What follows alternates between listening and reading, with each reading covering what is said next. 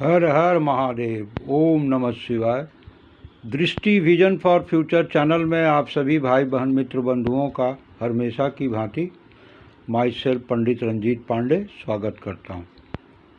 ऐसा है भाइयों बहनों मित्रों बंधुओं, आज फिर एक कुंडली लेके उपस्थित हुए हैं और ये परिचय की मोहताज नहीं है।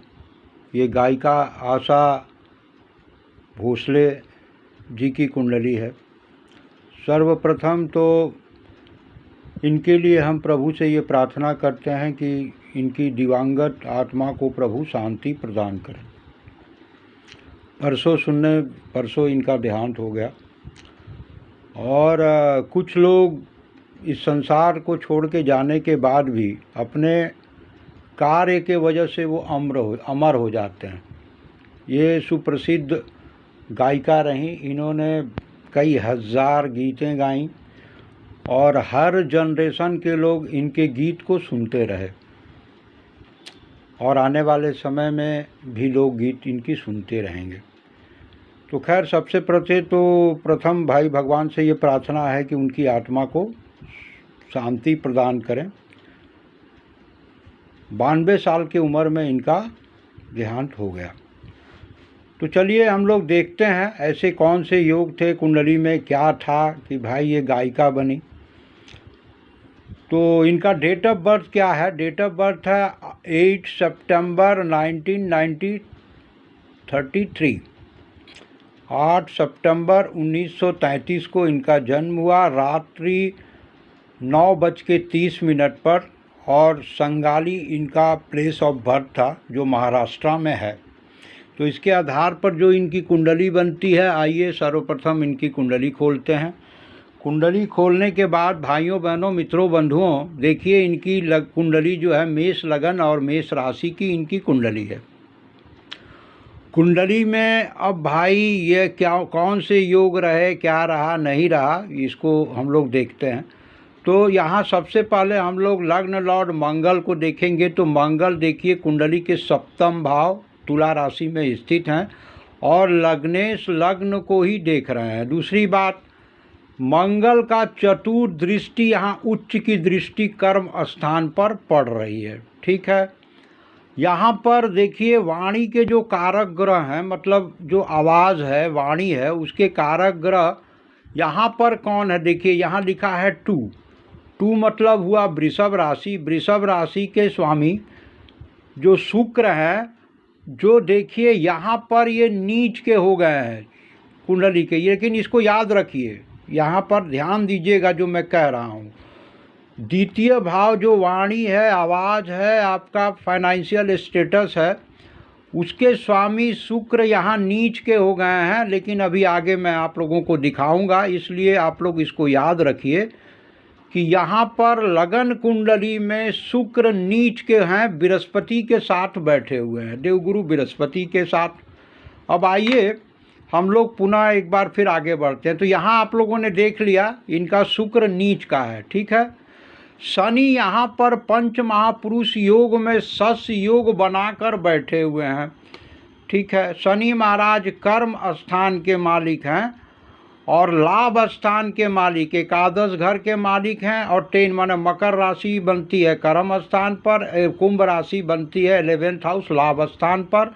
उसके स्वामी यहाँ पर पंच महापुरुष योग में सस योग बनाकर बैठ गए हैं। ये स्थिति है।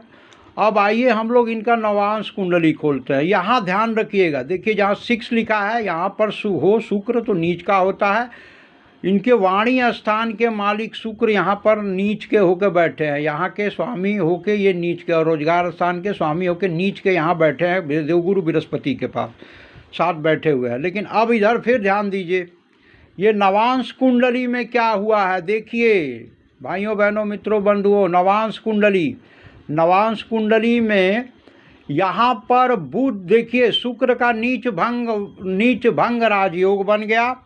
यहाँ पर शुक्र और बुध मिलकर लक्ष्मी नारायण योग बना रहे हैं, जिस वजह से इनके गायिका बनने का, इनकी वाणी इतनी मधुर हुई और गायन से मतलब गाकर इन्होंने अपना आजीविका, इनको गाने के वजह से आजीविका मिली। अब यहाँ पर देखिए देवगुरु बृहस्पति उच्च के हैं, यहाँ पर देखिए गज केसरी योग बना, लक्ष्मी नारायण योग बना। तो देखिए ये योग था, बिना योग का कुछ भी नहीं होता है। अब आइए हम लोग थोड़ी देर के लिए प्रोफेशन वाले कुंडली में चलते हैं। प्रोफेशन की कुंडली हम खोल रहे हैं। आइए, जो डी चार्ट वी चार्ट 10 होता है।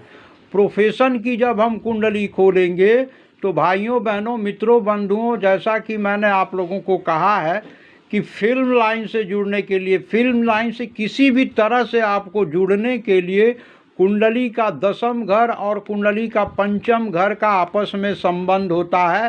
तब आप कहीं ना कहीं अभिनय जगत से जुड़ते हैं या फिल्म लाइन से जुड़ते हैं। तो ये फिल्मी गीतें बहुत ज़्यादा गाई, तो इनके ये प्रोफेशन वाले कुंडली में ये साफ दिखाई दे रहा है। यहाँ ध्यान दीजिए, देखिए यहाँ 3 लिखा है। 3 मतलब क्या हुआ? मिथुन राशि। मिथुन राशि के स्वामी कौन है? देखिए यहाँ पर मरकरी बैठे हुए हैं, बुध। दूसरी बात, यहाँ पर देखिए 5वें घर में जो आपका मनोरंजन का है उसके स्वामी कौन है? वो शनि है। देखिए यहाँ शनि, माने दोनों ग्रह इकट्ठे हो गए, इसलिए फिल्मी गीत ये गाई हैं और फिल्मी गीत गाकर इनका जो है प्रोफेशन बना और यहाँ से उनको जो है इसका ये हुआ। ठीक है, तो बात है कि देखिए कुंडली में जो योग होते हैं, बिना योग का कुछ भी नहीं हो सकता। तो इनके कुंडली में देखिए, लगन कुंडली में पंच महापुरुष योग का बनना ये कोई साधारण योग नहीं है।